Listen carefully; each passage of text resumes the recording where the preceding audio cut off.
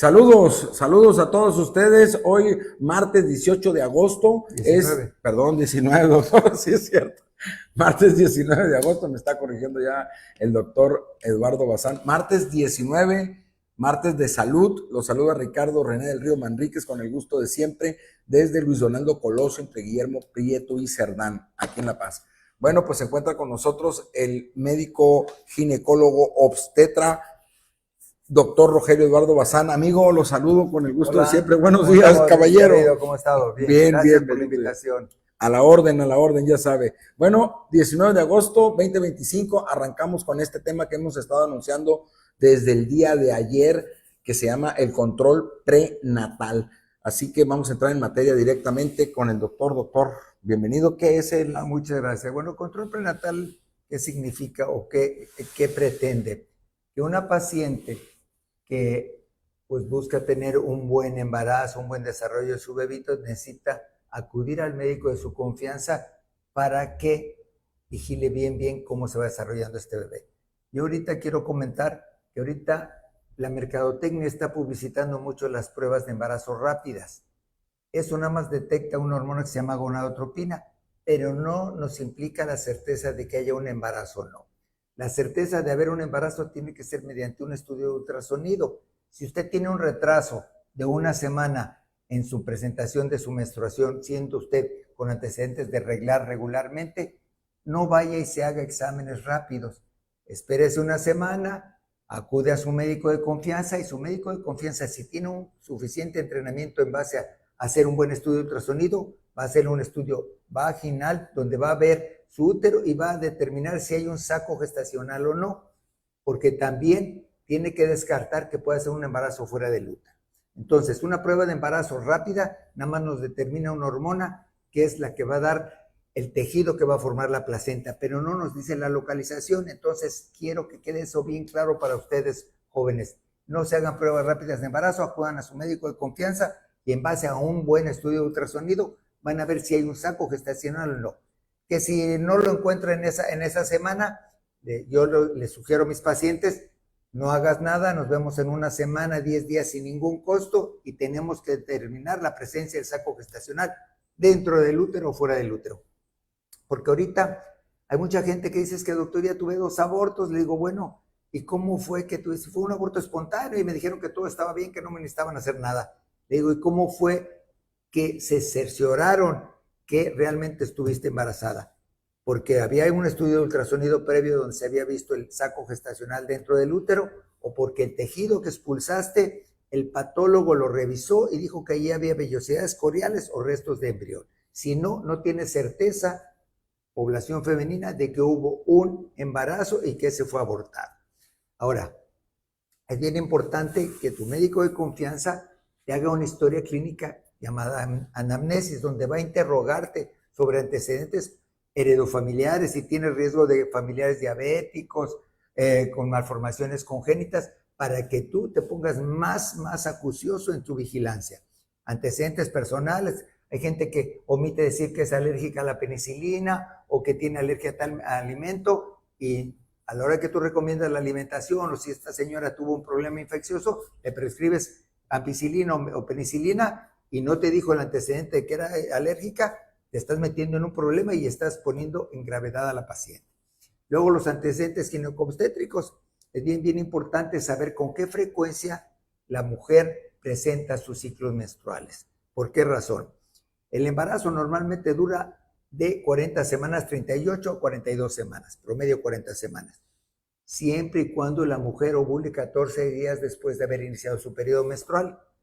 ¿Cuál es la diferencia? Si la mujer, su ciclo menstrual es de 30, a veces 45, a veces 60 días, uno no sabemos exactamente cuándo ovuló.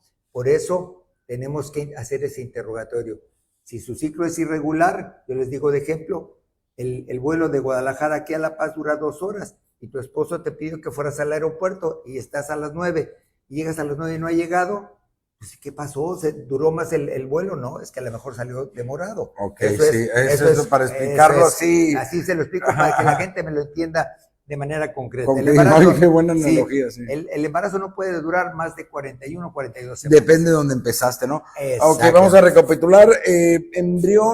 Feto que no está dentro del embrión no se logra, ¿no? Ah, no, es embrión. ¿Embrión? Feto ya es después de Bueno, qué semana. embrión que no está dentro de la bolsa esa no se logra, ¿no? No, Del aparte- útero, perdón, del útero, ¿no? Aparte hay que tener mucho cuidado. No cuenta como un embarazo, pues eso. Sí, hay embarazos ectópicos y hay veces que yo alcanzo a ver a través de ultrasonido endovaginal en la trompa un saco gestacional y se empiezan a ver las estructuras. La primera estructura que es el saco, que sería la casita, luego aparece un anillito que se llama YOL, que su función es dar nutrición al embrión cuando éste aparezca. En los pocos días aparece lo que le llamamos en ultrasonido el signo de la sortija, en que usted ve el YOL y lo que sería la piedra de la sortija es el botón embrionario y ya podemos detectar flujometría, o sea, detectar actividad cardíaca. Después empieza a verse el embrioncito. ¿Y cómo vamos a saber la edad gestacional? Porque medimos una distancia que se llama longitud cráneo-caudal. Vamos a suponer que este fuera el embrioncito, tenemos que medir del polo cefálico a donde termina la cadera. Y todos los humanos, no importa si eres de Dinamarca, si eres brasileño, mexicano, ruso o japonés, a las 7 semanas todos los humanos medimos lo mismo. Y eso es la mayor importancia. A las 7 semanas con ese, desde aquí a la longitud cráneo-caudal se llama. En el ¿Y ultrasonido cuánto es esa medición? Pues deben de ser 18 milímetros, 23 milímetros, ni una pulgadita, pero ya vemos el embrioncito y vemos actividad cardíaca. Luego vamos a empezar a ver los polos cefálicos, que son tres zonas anecoicas, o sea, que no se ven sólidas en el ultrasonido, que es telencéfalo, mesencéfalo y rombencéfalo. Vemos todo cómo se empieza a formar la columna, vemos arcos costales, tenemos que ver órbitas que sean simétricas, porque podemos ver microftalmia, que las órbitas están muy juntitas o que están muy separadas. ¿Qué son las órbitas, perdón? Las órbitas son los huecos de los ojos. Las órbitas del cráneo, los que no... Sí, esto que tenemos aquí alrededor. Okay. Y yo en el ultrasonido veo los cristalinos del embrión, que son los lentes con los que uno ve, que si a uno cuando ya estando la edad se le hace catarata, pero yo puedo detectar en el embrión catarata congénita. Vamos rastreando, vemos todo su cerebro, las arterias, el polígono de Willis, que son las arterias cerebrales, para ver su distribución. Vemos tercero, cuarto ventrículo, cerebelo. Vemos si un embrión tiene un mayor riesgo o menor riesgo de tener una malformación. Vemos todo el trayecto de la columna, costillas, las clavículas. Me voy más abajo para ver, primero me sitúo donde está el estómago del bebito y tengo que ver la cámara gástrica que contenga líquido. ¿Por qué? Si yo veo que un embrioncito tiene líquido en su cámara gástrica, yo estoy descartando una malformación que se llama atresia esofágica. De ahí subo hacia el tórax, debo de ver el diafragma, que no tenga ninguna herniación y siempre el corazón debe estar del lado izquierdo. Y entonces hago un rastreo que vemos 4 cámaras, que es esto, para que me entienda la gente, tengo que explicarle a la paciente que hay 2 ventrículos, 2 aurículas, son las 4 cámaras. El tabique que divide los 2 ventrículos, las válvulas, la que es la mitral y la tricuspidia, y luego subimos y ahí vemos un corte que llamamos de 3 vasos, donde vamos a ver aorta, cava y pulmonar. Y aprendí de un maestro que lo respeto mucho, ya falleció en la ciudad de La Plata, que me decía, mira Eduardo, si tú en el corte de 3 vasos nada más ves 2 vasos, ¿qué tienes que descartar? Coartación de la aorta. Si yo veo 2 vasos, tengo que descartar atresia de la pulmonar, ¿verdad? Entonces, uno tiene que saber cómo rastrear la anatomía del bebé. Yo en todas las consultas hago lo que la gente pide, que sea el ecomorfológico. Yo siempre rastreo completamente al embrioncito, veo su estómago, veo sus riñones, veo que haya orina en la vejiga, que es bien importante. Ahí pongo un aparato que se llama el Doppler, donde veo la bifurcación de las arterias umbilicales y la salida, para descartar onfalocele o gastrocele, ¿verdad? Vemos las extremidades, que haya sus piecitos normales, sus manitas, ¿verdad? Y esas consultas, perdón que te interrumpa, deben de ser estaba leyendo 5 veces durante estas 40 semanas. ¿O cuánto tiempo tiene que visitarte al ginecólogo? Yo normalmente, cuando tiene su retraso, la citamos. Si todo está bien, se puede citar a las 3 o 4 semanas. Normalmente debe de hacerse un estudio que se llama Fetal Scan, que fue diseñado por un maestro que ya tuve la fortuna de conocer, que se llama Kipros Nicolaides, que ve translucencia nucal, o sea, esta parte de la nuca del bebito, ve el hueso nasal y ve un vaso aquí que se llama ductus venoso, con el cual si hay alguna alteración en los embriones, en estas cosas que digo que se deben de buscar, pones al bebé, al embrioncito, en un riesgo mayor de algún síndrome. Entonces, normalmente en la salud de México se exigen cuando menos 3 estudios, que es el fetal scan que te estoy explicando. Que se hace en la segunda, ¿no? En la segunda visita. De las 11 a las 14 semanas. Bueno, depende a la hora que te visita la gente, ¿verdad? Yo lo incluyo siempre en mi consulta. No pido un costo extra. Después hay uno que se llama ecomorfológico, que es de las 20 a 22 semanas, donde uno checa todo lo que te estaba comentando, tiene estructura de toda su columna en los 3 planos, longitudinal, transverso, sagital, ver su intestino, ver su vejiga, sus extremidades. Ahorita mucha gente tiene el boom de pedir, ay doctor, quiero hacer una revelación. Ok, está bien, pero ¿para qué quieres saber si tienes sexo masculino o sexo femenino y no te explicaron toda la anatomía? Y les digo, como un comentario análogo que me decías, si yo veo a una paciente, a veces que he visto un embriocito de 10 semanas, 3 días, y ya sé que es masculino porque le veo el pene. ¿Qué caso tiene que la mujer, la pareja embarazada, les digo, es como cuando vas al cine y no tiene ni 10 minutos la película y ya sabes el final? Se pierde toda esa inquietud. Les digo, es que antes... Luego te quieren preguntar el sexo, ¿sí? Sí, lueguito es lo que quieren para hacer revelación. Le digo, ok, está bueno, te los puedo decir o se los puedo poner en una información ahí, pero no tiene tanta importancia como la incertidumbre. Híjole, ¿qué va a ser? Que dijo mi suegra que si tenía agruras va a ser niño, que si tengo el pancita sí va a ser niña. Sí, era lo curioso, ¿verdad? Ahora...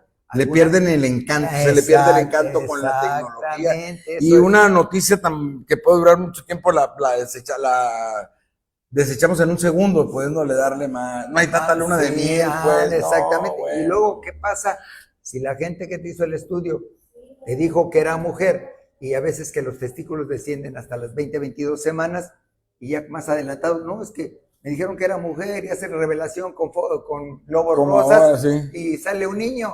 No, lo más importante es que el niño esté sano, sea hombre o sea ¿Cuántas enfermedades se logran? Bueno, ahorita estamos hablando de porcentajes. Por cierto, para recapitular, esas pruebas de embarazo que usted dice que funcionan con la orina, los mismos farmacéuticos se protegen porque ponen 99%, ¿no?, de efectividad. No, pero por ejemplo, hay veces que llega una paciente donde van al laboratorio y dice positivo de 1,000 a 5,000 unidades, tantas semanas, de 5,000 a 10,000, tantas semanas. Y le digo, es como si me dices, ¿cuánta agua hay de aquí a Mochis? ¿No? Yo necesito ver exactamente que haya un saco gestacional y lo que te estaba comentando, cómo va a aparecer el desarrollo de cada gestación. Saco gestacional, presencia del anillo de Golgi, del botón embrionario, detectamos actividad cardíaca, luego medimos longitud cráneo-caudal y después empezamos a hacer toda la ecomorfología. Así somos Ese todos es el los humanos. seguimiento que se le da. Es el protocolo. Así debe ser. Debe uno tener el suficiente entrenamiento para reconocer anatomía normal y tal vez uno no ve con tanta frecuencia muchas malformaciones, pero si ve que está anormal, pide asesoría de otra gente que tenga mayor experiencia. Pero hay que entrenarse. Yo no puedo hacer cirugía laparoscópica si no recibo el entrenamiento, ¿verdad? Y desafortunadamente, y muy afortunadamente para mí, cuando yo hice mi residencia en el Hospital Español, fue de los primeros hospitales donde llegó el ultrasonido a México. Por ahí del 78, 79, yo vi, y en el 83 compramos el primer equipo de ultrasonido aquí en Baja California Sur. Que debe haber costado caro, ¿no? Me imagino, ¿no? Porque en aquel tiempo un fax costaba caro. Sí, pero es algo como la luz. Sí, para sí, todos. sí, O sea, es un antes y después Sí, en la medicina, claro. exactamente, ahora se usa para ver ojo, corazón, riñones, vesícula, todo. Y con un alto porcentaje de efectividad, ¿verdad? Exactamente, Del siempre y cuando diagnóstico. estés bien entrenado, porque si no, está canijo, ¿no? Yo no. Bien, estamos hablando con el doctor Eduardo Bazán, ginecólogo obstetra, sobre el control prenatal y sobre, pues, como siempre en la medicina tiene que ver algo lo cultural, ¿no? Que ahorita estamos poniendo sobre la mesa, por ejemplo, cómo les interesa más saber el sexo, Sí, la revelación. que cómo viene el bebé, ¿no? Entonces, ya vamos que son 5, que después de ese estudio de la medición, ¿qué otro recomiendas ya cuando va? Luego, más adelante, 20, 22 semanas, el ecomorfológico que hace ratito te comentaba que tiene uno que Ecomorfológico. valorar toda la anatomía del bebé, ver su funcionamiento, que haya orina en la vejiga. Con eso ves los riñones, digo, si hay orina en la vejiga y todo sí, eso, ¿no? Que no tenga quistes, que su relación corteza con médula sea normal, cómo están sus vasos, el intestino, cómo está, vemos a veces el hígado, vesícula, tenemos que ver la cámara gástrica, el diafragma, que es un músculo, es una que nos separa el tórax del abdomen, porque hay que descartar hernia diafragmática. Eso te iba a decir, ¿cuántas enfermedades se logran, habrá esa respuesta? ¿Cuántas enfermedades, si se lleva bien el protocolo de gestación, no, cuántas enfermedades se pueden descartar no, en pues un futuro? Estoy diciendo onfalocele, gastrosquisis. Onfalocele es que el cordón umbilical se salga aquí. Gastrosquisis es que haya un defecto en la pared del abdomen y se puede salir intestino, cordón umbilical, etcétera. Hernia diafragmática, dextrocardia, por eso te decía que primero tiene uno que situar el estómago, la cámara gástrica, subir para ver que el corazón tenga su eje de 45 grados sobre la izquierda y no esté hacia la derecha, porque hay dextrocardia, que es la posición del corazón hacia el lado derecho. Alguna alteración hidrocéfalo, alguna agenesia de cuerpo calloso, muchas malformaciones a nivel de cráneo dentro de su sistema nervioso central. Vemos que no haya catarata congénita. Cardiopatías, mongolismo, esas cosas también. Bueno, uno pues sitúa el riesgo, ¿verdad? Lo que te decía del fetal scan, puede decir, esta paciente, su embarazo tiene un mayor riesgo y ya se hace una prueba de ADN. Vemos labio fisurado, paladar hendido, okay. Todo eso. Vemos que no tenga problemas en sus extremidades. Oye, el paladar hendido se puede operar dentro de la... No, tiene que ser afuera. No, pero un amigo tocayo, Rogelio Cruz Martínez, hace cirugía de columna, se hacen muchas cirugías dentro del útero. Que dicen que es menos peligroso, ¿no? Bueno, más efectiva, ¿no? Da mejor resultado, mejor pronóstico para el bebé. Si uno tiene meningocele o espina bífida y se repara dentro del útero, su desarrollo, su funcionalidad neurológica de las extremidades va a recuperarse, va a poder caminar el bebé, ¿sí? Las cardiopatías también se diagnostican, pueden ser prenatales. Bueno, malformaciones, ¿verdad? Digo, ausencia, agenesia de un ventrículo, o una alteración en alguna de las válvulas, ya sea la mitral o la tricuspidia, un defecto del septo interventricular, que haya una comunicación, en lugar de estar bien separado el ventrículo izquierdo del derecho, hay una comunicación y por ahí pasa la sangre. Eso se puede detectar. Anteriormente de que estaba prohibido el aborto, había ciertos criterios en la ley que especificaban que algunas malformaciones y eran candidatas.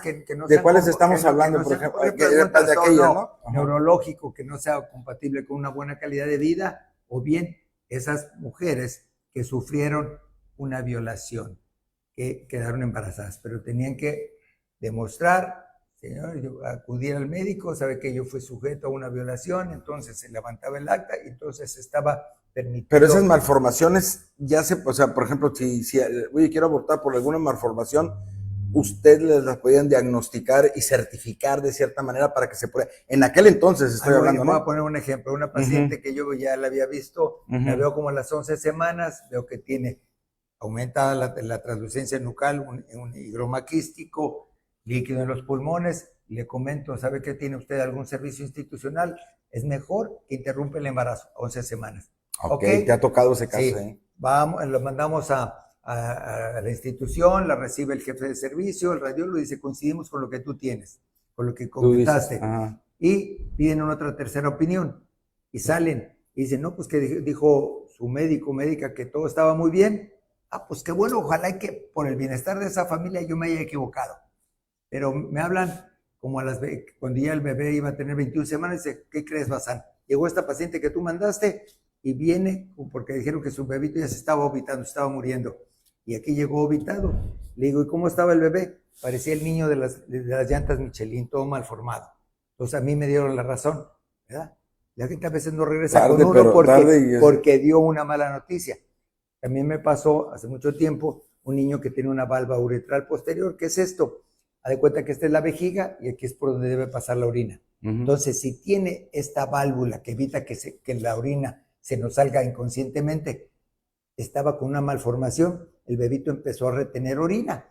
Y voy viendo yo, voy siguiendo un signo que le llamábamos el signo como de la herradura, donde está para meter la llave. Así se ve. Y si no se corrige, pues empieza a retenerse orina, se va subiendo por los ureteros y daña los riñones. Digo, no, pues esto está así, necesitamos ver cómo se puede hacer. Aquí no se podía poner un catéter para drenar la orina hacia la cavidad amniótica y al nacer corregirlo quirúrgicamente. Batallamos, total, accedieron a mandarlo a perinatología y llegó y me dijo la señora que llevaba a su hija, ¿y qué pasó? No, pues me dijeron, ay, que dice que la mandaron que por una válvula uretral posterior. A ver, pásale ultrasonido. Pues me regresa, sí, ciertamente tenía válvula uretral posterior, pero ya están amolados los riñones. Le digo, mi señora, ¿y qué les dijo ahí?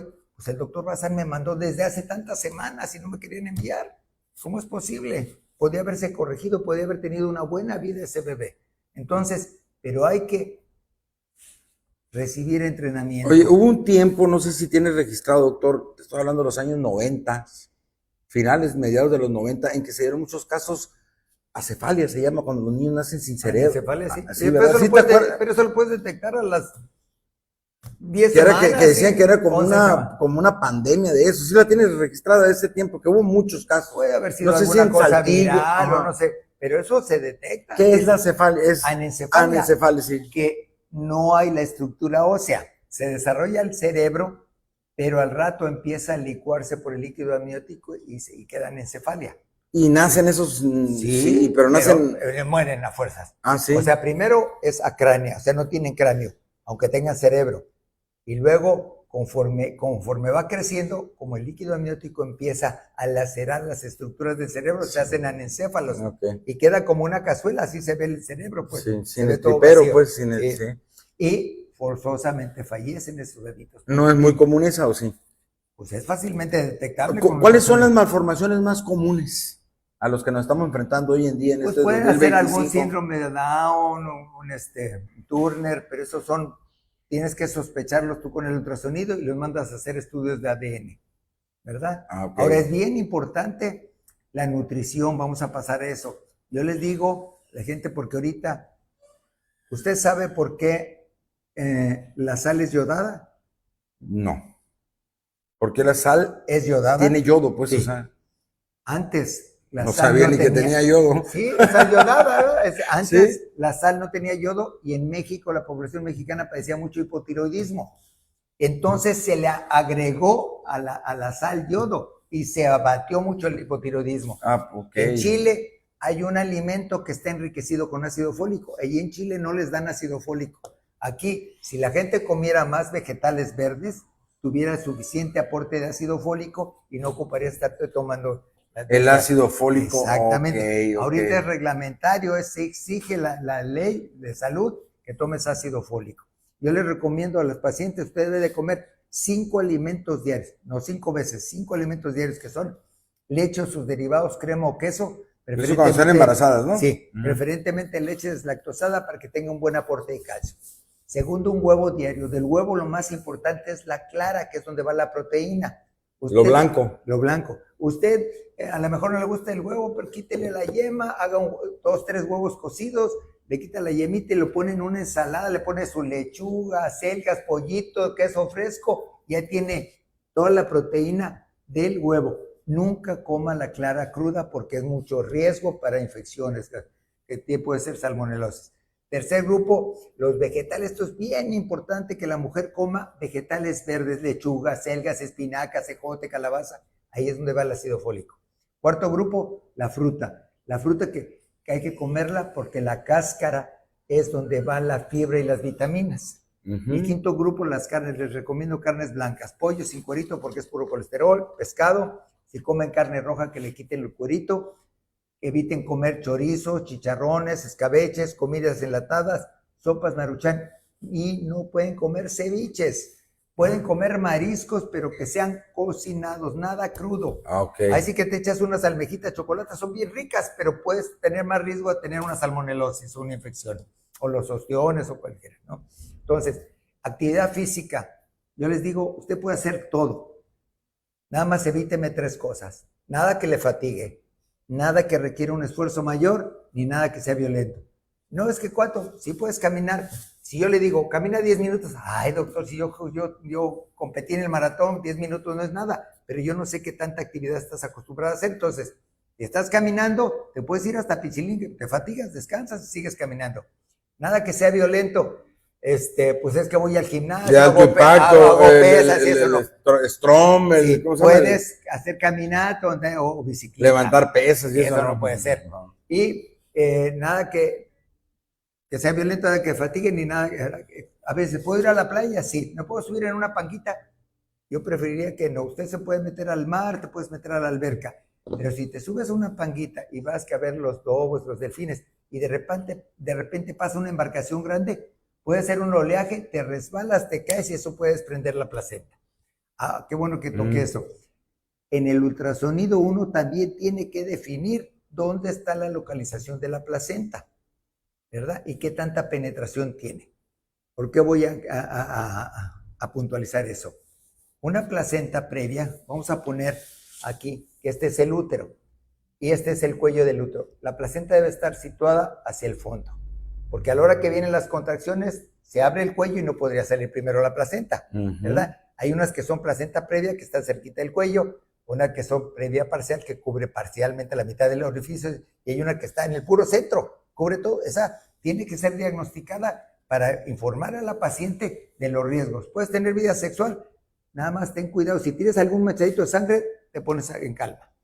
Y otra cosa que se ha incrementado como no tienen idea, una cosa que se llama acretismo placentario. Este es el útero. ¿Acretismo? Acretismo, te voy a explicar qué es.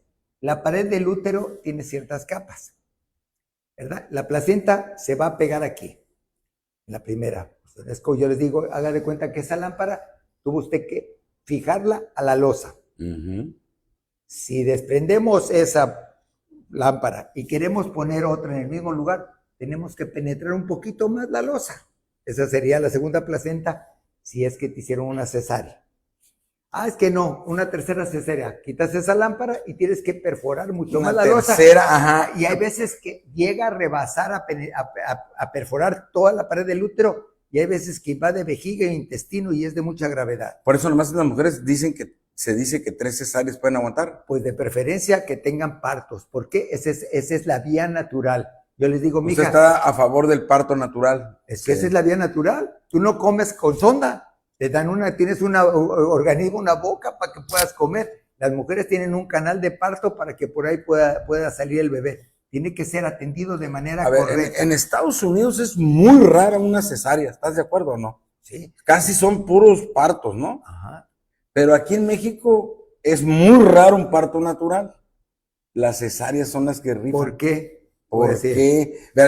Principalmente las mujeres y mucho personal médico femenino. Es que no quiero tener dolores. El dolor depende individualmente. El umbral de dolor de usted, de la señora, es diferente. Es diferente. Y tiene contracciones. Las contracciones no necesitan ser dolorosas.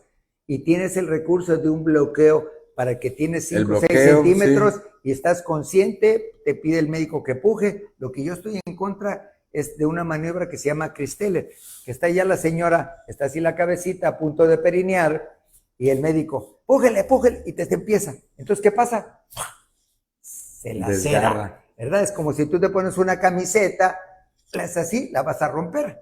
Entonces, que después tiene que hasta coser, ¿no? Sí, Sí, a la hora que está perineando, vamos a poner que esta es la cabeza, este es el introito, va saliendo así, ahí le digo, respire despacito, mi señora, despacito, para que vaya saliendo tranquilamente y por natural, sí. proteges el perineo. Y también les digo, cuando usted esté a nivel de cualquier institución, cuando esté ahí en la maniobra de estar pujando, dígale, doctor, ¿y cómo está la frecuencia cardíaca de mi bebé? Pasan 2, 3 contas, doctor, ¿cómo está? Prefiero que digan, esta señora, el doctor Bazán le dijo, estarlas puntualizando, porque si hay un embarazo que tenga un circular de cordón, se puede apretar ahí y puede dar la sintomatología. Okay. Cuando vienen con el cordón alrededor del cuello, sí, sí. Pero no necesariamente tiene que ser trágico eso. Pues me han llegado gentes al consultorio que vienen, doctor, tengo 26 semanas y me dijeron que tengo el cordón alrededor del cuello, y yo les digo, señora, ¿su esposo ha usado corbata? Sí. ¿Usted ha usado algún rebozo? Sí. Y no se ha ahorcado, ¿verdad? Es que anda ahí, pero no. Exactamente. No hay la presión ni nada. ¿No? Entonces, tiene que haber una buena vigilancia durante el trabajo de parto. Y aquí, si está el cordón alrededor del cuello, yo hago una cosa que se llama flujometría Doppler, para que me entienda el público en general. Doppler, que es, y lo vivimos todos los días. Usted va llegando a Soriana y se abre la puerta porque detecta el movimiento. Correcto, sí. Eso hace el Doppler. Uno pone la ventana sobre los vasos y ve cómo están pasando los glóbulos rojos, los eritrocitos. Entonces, les digo, mi señora, la arteria umbilical, haga de cuenta que es como la manguera de los bomberos. Así ancha y hace... Y la arteria cerebral es como si fuera una manguera del jardín. Es un chorro más delgadito, pero más rápido. Entonces yo tengo que evaluar cómo está pasando la sangre a través del cordón del bebé.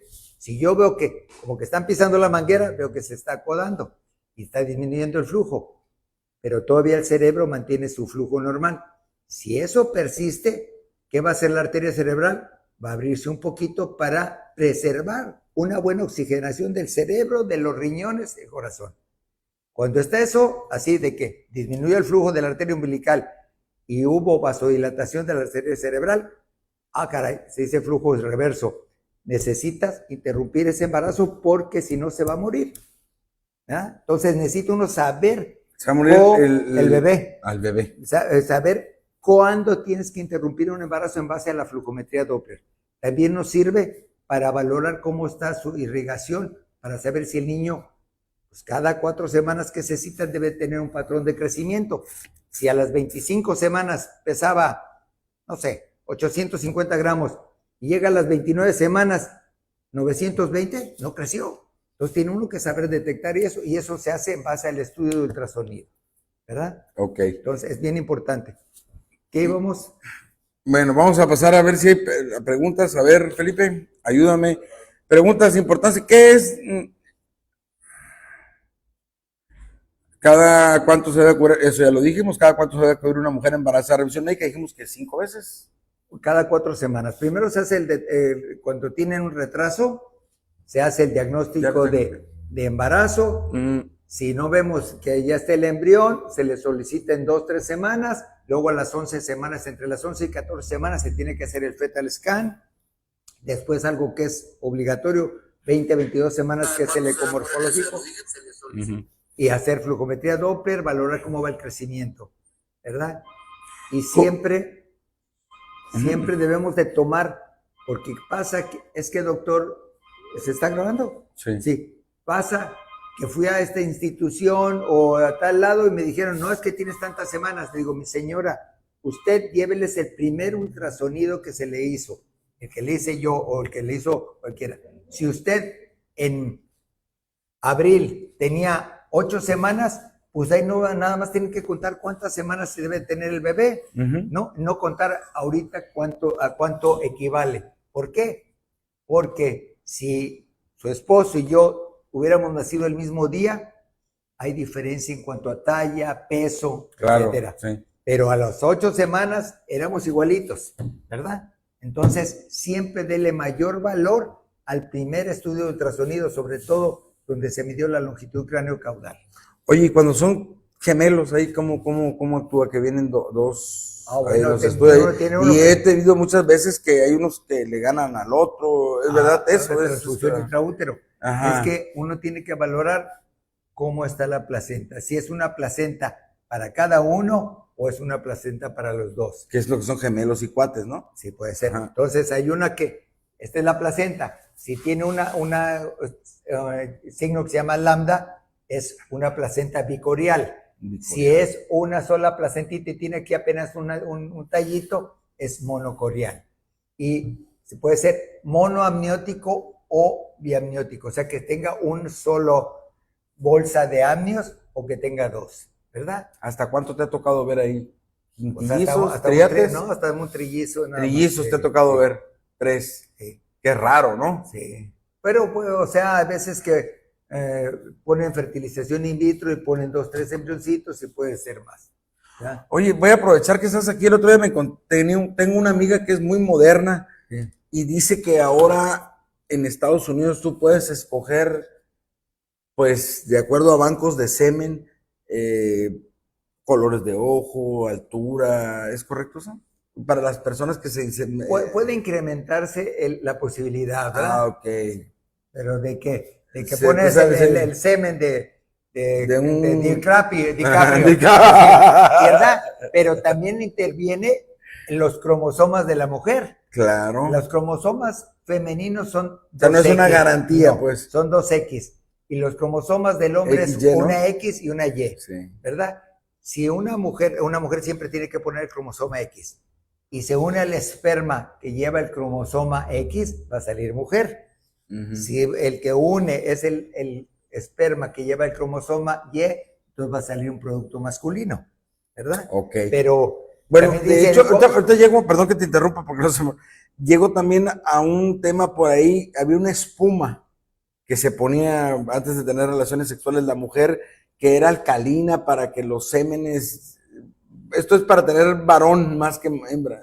Sí, pero no te... ¿Sí la viste tomar esa espuma? Yo lo hago. Ah, o sí. sea, yo hago que la gente se dé una ducha dependiendo de que lo que quiere ser, hombre o mujer. ¿Por qué? Yo pongo algo en el ambiente local de la vagina que haga que los espermatozoides de carga masculina, que son más chiquitos pero más veloces, suban más rápido, ¿verdad? O hago que los espermatozoides de carga femenina, que son, se retraigan, son más lentos, pero van a sobrevivir más tiempo, van a poder subir. Entonces uno cambia el pH. Pero el pH, sí, el pH. Pero no lo garantiza. No, ¿verdad? pero le ayuda un chingo, ¿no? O sea, sí. Y también tienes que saber el día que ovula. Les hago uno que se llama curva de temperatura basal. ¿Por qué es esto? La mujer tiene 2 tipos de temperatura. De cuando inició su regla a previa a la ovulación, normalmente tiene una temperatura porque el predominio es a nivel de estrógenos. Cuando viene la ovulación, que se produce progesterona, cuando ya ovuló el cuerpo lúteo produce progesterona, ese tiene un efecto termogénico, va a incrementar un poquito la temperatura, no va a dar fiebre. Entonces yo le puedo decir, señora, hágase su curva de temperatura basal para yo decirle cuánto tiene que programar su relación para que pueda salir embarazada. Ok. ¿Ya? Entonces, doctor, es que hoy me subió la temperatura. Ten relaciones esta noche, descansas mañana y pasado mañana vuelves a tener. Y les digo, antes de que usted vaya a tener su relación, primero pase al sanitario. ¿Por qué? Porque así normalmente tienen orinan relaciones después y ay, tengo que hacer pipí, se van y ahí se va todo el semen. Porque no les ayuda eso no. a los salmones que van subiendo cuesta arriba. Y también la posición del útero. Normalmente debe tener esta posición. Para acá es la vagina, es el útero, se llama anteversión. Pero hay gentes que tienen la variedad y es retroversión. Y la distancia, si está aquí se hace la eyaculación, aquí está el cuello del útero. Rápido suben los espermatozoides. Pero si está así en retroversión, la distancia aquí del semen para acá es mucho más larga. Es como una manguera que está doblada y no llega, ¿no? Exactamente. Entonces tiene uno que recomendarles a la gente que cuando ya vaya a ver la eyaculación, se pongan en otra postura y ya no se levanten, porque si no ahí se escurre todo. Muy bien, pues seguimos ya para terminar con el doctor Eduardo Bazán en este tema tan importante que es el control prenatal, todo ese protocolo que se tiene que llevar con el ginecólogo desde, pues ha sido muy claro, desde la alimentación, desde las primeras pruebas de embarazo, los estudios que se tienen que realizar para tener pues se le puede decir un producto, ¿no? Sí, Un producto sano. Y ahí también cuando ves algo, pues puedes ir manipulando, ¿no? Como ahorita hablábamos de calcio y de ese tipo de cosas, ¿no? Quiero recalcar que ustedes métanse, infórmense de lo que es el acretismo placentario. Es algo que, señoras, mujeres, ustedes están incrementando tener ese riesgo porque no quieren que termine su embarazo por la vía que es normal, que es un parto, y que puede ser sin dolor, pero tiene que ser bien atendido, ¿verdad? Chequen, ¿verdad? Con qué frecuencia se ha incrementado acretismo placentario y qué tanta morbilidad, o sea, qué tanta gente lo padece y qué tanta gente ha llegado a morir. Bueno, se dice que ya nadie debe de morir por un parto, ¿no? Digo. Pues depende como si se... O sea, si ahora ahorita me hablan y pues viene consangrado. Pero digo, se supone, en teoría, digamos, ya está tan avanzado, porque te digo que cuando muere alguien en una institución de salud de parto, se arma la de Dios es Padre, sí sabes, ¿no? Sí. Que se arma la de Dios es Padre y ahí es donde empieza a decir todo el mundo, es imposible que en estas alturas... si tienes los buenos fundamentos de interrogatorio, exploración y cómo fue evolucionando, tienes todo el servicio de protección de por qué se complicó. Voy a poner algún caso. Una vez, estando yo en el hospital Salvatierra, que trabajé 40 años, estábamos en el hospital viejo, y me dicen, oye, fíjate que va a llegar una paciente que viene de Santa Rosalía que tiene una involución uterina. ¿Qué es esto? El útero tiene que encogerse.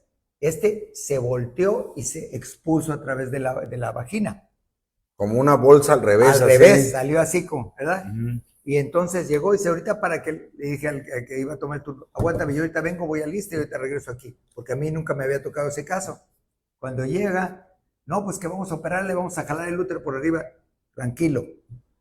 Le digo al anestesiólogo, yo te voy a avisar cuándo vas a poner este medicamento, que es un medicamento que hace que el útero se afloje, porque me habían enseñado mis maestros.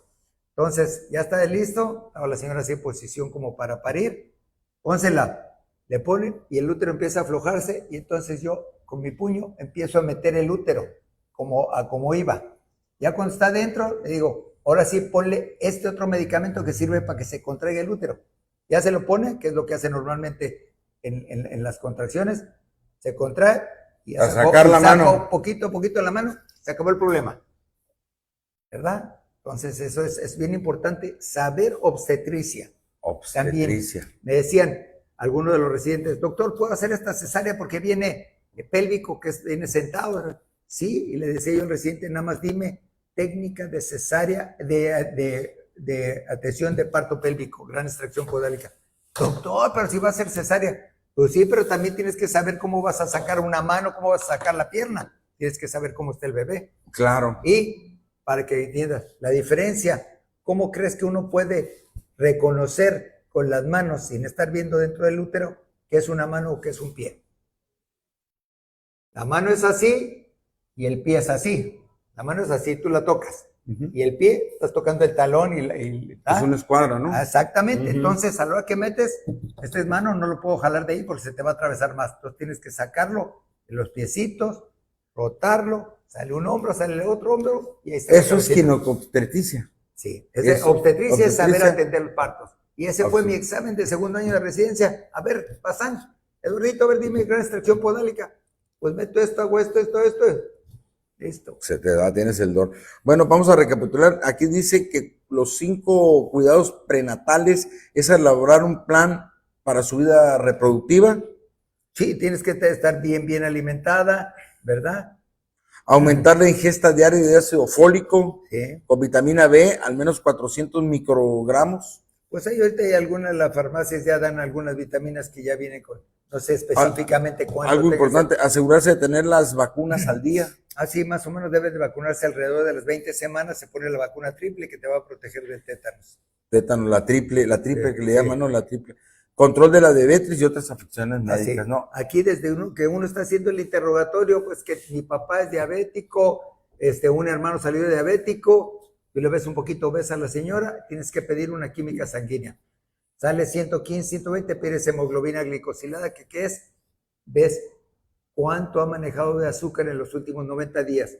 Ya está en el rango de que está alterado, entonces si pides una curva de tolerancia a la glucosa y le puntualizas a la paciente, mi señora, usted está en un estado prediabético o tienes una diabetes gestacional, tienes que cuidarte, asimílalo. Si no comes razonablemente, al rato te vas a quedar cieguita, vas a perder una extremidad o el riñón también se te va a echar a perder y no vas a ver crecer a tu bebé. Oiga, pero sí hay, doctor, embarazos de alto riesgo, ¿no? O sea, ¿cuáles son esos? Porque hay mujeres que están siempre acostadas y que por indicaciones médicas. Pues yo tengo una paciente de arriba de 160 kilos, embarazada. Y ya se subía normal, o sea, pues se camina y eso, pero sí es un embarazo de mayor riesgo. En ese caso, sí. Por ejemplo, una gente que tiene una amenaza de aborto. De los esas que abortan mucho, sí, por ejemplo. Yo no le doy, de entrada no le doy progesterona. Yo necesito hacer el ultrasonido, ver cómo está la localización donde va a estar la placenta y ver la anatomía del feto. ¿Por qué? ¿Cuál sería la respuesta natural del organismo si un producto viene mal constituido o ya dejó de latir? Va a empezar a tener contracciones para expulsarlo. Y si yo le doy progesterona, el útero no va a saber si todavía sigue bien activo en mi gestación y lo voy a retener. Entonces yo veo... Engaña el diagnóstico. Yo doy normalmente un medicamento que hace que los capilares, o sea, todos los vasitos de nuestro organismo, sean menos frágiles, porque la placenta se va a desarrollar a partir de muchos vasos. Entonces yo tengo que protegerlos, que no se rompan fácilmente, ¿verdad? Ya veo que el embrión va bien, sigue con un poquito de amenaza de aborto, etcétera, entonces yo le puedo agregar progesterona. Pero cuando yo ya me di cuenta de que es un embrión que la mayor probabilidad es que venga bien formado. Muy bien. ¿Cuál es ya por último la enfermedad esa que me decía que está pegando mucho? Que cuidado. Acretismo placentario. Acretismo placentario. Que ese es la complicación del embarazo donde la placenta se adhiere normalmente al útero. Anormalmente sí. Al útero, pudiendo invadir los músculos y hasta los órganos vecinos. Puede ser intestino, vejiga. Hay gente que la placenta... ¿Y eso por qué será comer tanta Coca-Cola? No. Le digo, se ha presentado más frecuentemente porque la gente ya lleva una cesárea, 2 cesáreas. Entonces por la modernidad, es una zona más débil de la pared del útero, donde la placenta, yo les digo que si fuera como si fuera la raíz de un árbol, empieza a crecer y va penetrando y llega a pasar el útero y llega hasta invadir vejiga o intestino. Entonces, traten de reducir esa patología. Antes, una cesárea era cuando era necesaria, cuando había una emergencia, cuando había una indicación, el producto pélvico, o bien que estaba convulsionando, o consagrado, una placenta previa, pero era una indicación médica, no es una cesárea electiva. Electiva de ahora del que... a ver, últimamente estamos viendo también la modernidad, mujeres que se están embarazando a mayor alta edad. Hemos visto hasta de 45 años. Bueno, ¿usted qué opinión tiene? Antes el límite era más o menos unos 30, 35 años, pero las mujeres ahora están...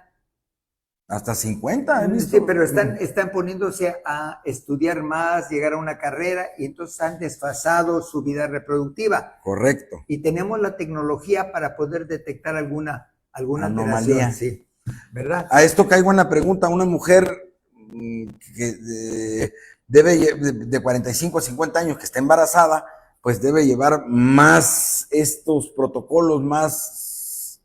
Pues siempre hay más riesgo, pues. Siempre tú tienes que estar bien entrenado, actualizado en los recursos para brindarle una mejor atención a tu paciente. Bueno, ni hablar de fumar y ni hablar de tomar. Y yo les digo que no tomen Coca-Cola, les digo que normalmente se usa para limpiar los rines, etcétera. Nada de Coca-Cola, ni fumar, ni alcohol. Les digo así. Ya eso de cocaína, pues menos, ¿no? Les digo así, a veces en broma, usted se puede poner pestañas, pero no se ponga uñas. Bueno, si se las pone, no las saque, así. para que haya una buena comunicación entre la pareja y yo. Porque hay veces que la distancia, lo ancho del escritorio es tan largo que la gente, las mujeres o la pareja no tienen la confianza de preguntarle a uno sus dudas. Y les digo ya al terminar la consulta, a ver, ¿qué fue lo que le dijo el doctor Bazán? Ay, doctor, no es que quiero saber, porque en su casa le van a preguntar, ¿cómo te dijo? ¿Cómo te fue con el doctor? A ver qué va a responder. Sí. Siempre les preguntan, ¿qué te dijo el doctor? Entonces, para ver si comprendieron cuál fue toda mi explicación. Ya está ahí, queda muy bien. Así terminan las consultas del doctor Bazán, a ver si entendieron. Sí. Y a ver, pregúnteme a mí, ¿qué voy a decir en mi casa? Voy a saber que ya todo. Sí. Dice, bueno, doctor Rogelio Eduardo Bazán, muchísimas gracias por su tiempo, por compartir con nuestra audiencia esta información valiosa. ¿Qué mensaje le daría por último a las mujeres que por miedo o por falta de información no acuden a su control prenatal? Bueno, ¿cómo es posible? Pero primero, antes quiero agradecer a Kipros Nicolaides, que tuve la fortuna de ya conocerlo varias veces, que fue el pionero, le digo, la vaca sagrada de todo el estudio de cómo se va desarrollando el bebé, a un tocayo que se llama Rogelio Cruz Martínez, que estuvo en Querétaro, ahora está en Guadalajara, y también es de los que hace cirugía fetal en útero, etcétera. Gente de Chile, de Brasil, de muchos lugares que me han enseñado cómo debe de hacerse de manera correcta un ultrasonido. Un amigo que se llama Daniel Cafici, que me enseñó a hacer todo lo que es flujometría Doppler. A todos ellos les agradezco, el argentino. Entonces, asegúrense de que el médico de su confianza tenga un buen entrenamiento. Y luego lo otro que me decías era... por falta de información no acuden o por miedo. Sí. Por miedo o por falta de información no acuden a su control prenatal. Se dejan llevar porque ya tuvo la prueba de embarazo positiva. Y hay gente, hasta esposas de algún médico, ha fallecido porque ese embarazo no estaba dentro del útero, estaba fuera del útero. Y la trompa va a empezar a distenderse el saco gestacional y no va a tener la capacidad de distenderse tanto como el útero y se va a romper y hay hemorragia y es una situación de urgencia. Se hace un hemoperitoneo, que es sangre dentro del peritoneo por ruptura de la trompa, por la ruptura de un embarazo tubario. Entonces, si ustedes tienen sospechas, son regulares, tienen sospechas, se atrasó la regla, acudan con su médico que les haga ultrasonido. Tiene que ser vía vaginal. El ultrasonido abdominal se hace hasta después de las 13 semanas. Tengo haciendo ultrasonido desde el 83 y al principio sí se tenía que hacer todo vía abdominal, pidiendo a la gente que tomara agua para que la vejiga cubriera el útero. Pero ahora la tecnología ya nos permite obtener con una mayor definición y certeza la localización de placenta, cómo va el embrión, cómo están las trompas, cómo están los ovarios, vía vaginal. Y es un recurso que tiene más de 20 años. Por favor, no se pongan así rígidas. El médico tiene que explicarles por qué es el motivo de hacerlo vía vaginal, para que vean la diferencia en cuanto a qué es un ultrasonido abdominal a cuál es vaginal. Y después de las 13 semanas, todo el control es vía abdominal. Muy bien, muchas gracias. Muy bien, pues muchas gracias. Recuerden, amigos y amigas, que el control prenatal es una forma de cuidar la salud de la mamá, asegurar el buen desarrollo del bebé. Nos vemos en nuestra siguiente transmisión. Agradezco a mi tocayo, el doctor Ricardo Ibarra G, quien es el coordinador médico aquí de estos programas de la Mesa de Salud de todos los martes. Tocayo, muchas gracias por tu colaboración aquí en el Pueblo TV. Puntualice, buena alimentación, los 5 alimentos básicos que les dije, por favor. ¿Qué son? ¿Cuáles? ¿Verdura? ¿Cuáles son? Leche o sus derivados, la clara de un huevo cuando menos al día, vegetales verdes, fruta que se pueda comer la cáscara porque tiene fibra y es donde van las vitaminas. Y quinto, de preferencia, carnes blancas. Blancas, quitándole al pollo esto y la no me coman alimentos crudos por el riesgo de adquirir una enfermedad. Cero ceviche, cero abulones, ese tipo de cosas. Pueden comer todos los mariscos, pero cocinados. Muy bien. Gracias. Una eminencia, el doctor Eduardo Bazán. Muy amable, muchas gracias. Seguimos.